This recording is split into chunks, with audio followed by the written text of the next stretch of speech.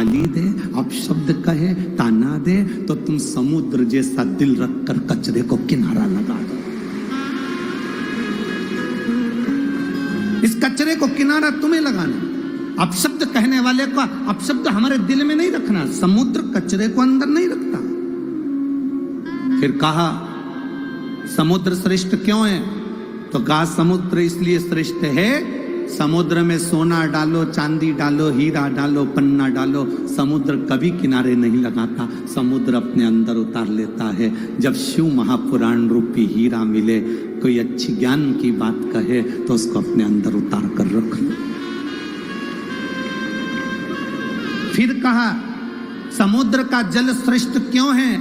तो कहा समुद्र का जल श्रेष्ठ इसलिए है क्योंकि समुद्र जब चंद्र बढ़ता है तो समुद्र उछलता है। बोलो री जीजियो सही है कि गलत है? चंद्र बढ़ता है, समुद्र उछलता है।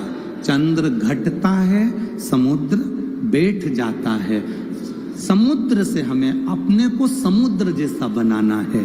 जब किसी को बढ़ता हुआ देखो तो इतने खुश हो जाओ कि भगवान इसको और ऊपर पहुंचाना, और उन्नति देना। और चंद्र घटता है तो समुद्र घटता है। जब किसी को दुखी देखो, किसी को घटता हुआ देखो, तो तुम्हारा दिल भी घटना चाहिए, तुम्हें भी नम्रता आना चाहिए। समुद्र क्यों अच्छा है?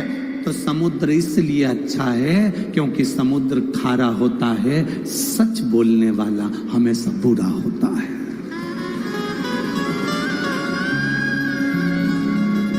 देश विदेश में बैठी हुई मेरी माताओं को, मेरी बहनों को, मेरी जीजियों को, मेरे जीजाओं को, मेरे बच्चों को, मेरी बेटियों को मैं निवेदन करूंगा इस व्यासपीठ से। महालक्ष्मी शिव महापुराण की कथा धूलिया नगर से चल रही है। आज सबसे ज्यादा केस अदालत में, सबसे ज्यादा अगर केस हैं तो प्रॉपर्टी के केस नहीं हैं। आज अदालत में सबसे ज्यादा केस अगर कोई चीज के नहीं, अगर किसी के मर्डर के केस नहीं है, किसी प्रॉपर्टी के केस नहीं है, जमीन जायदाद के केस नहीं है, भाई भाई के केस नहीं है।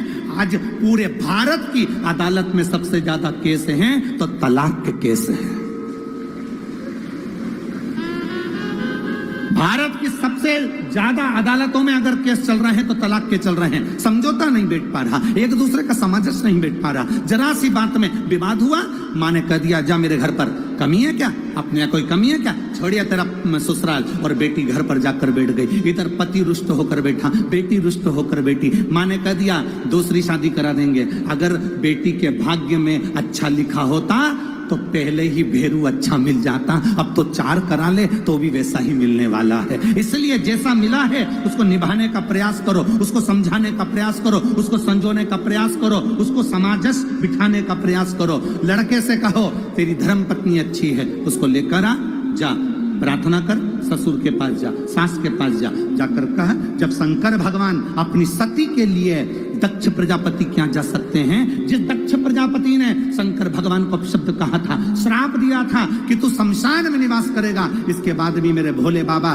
दक्ष प्रजापति के दरवाजे पर जाकर अपने ससुर से बात करते हैं अपनी धर्म पत्नी के लिए। तो तुम अपनी बेटे से क्यों नहीं कहते कुछ नहीं, जाओ लेकर आओ उसको, हो गई ना बात, खत्म करो, लेकर आओ। बेटी को समझाओ कोई बात नहीं, जाओ। अगर मान ले तो दूसरी शादी करेगी और वो भी ऐसे ही निकल गया तो मम्मी मैं शादी नहीं करूंगी, मेरे को शादी नहीं करना, तो जिंदगी कैसे निकलेगी बेटा? मैं तो अकेली रह लूंगी। ये संसार, दुनिया के लोग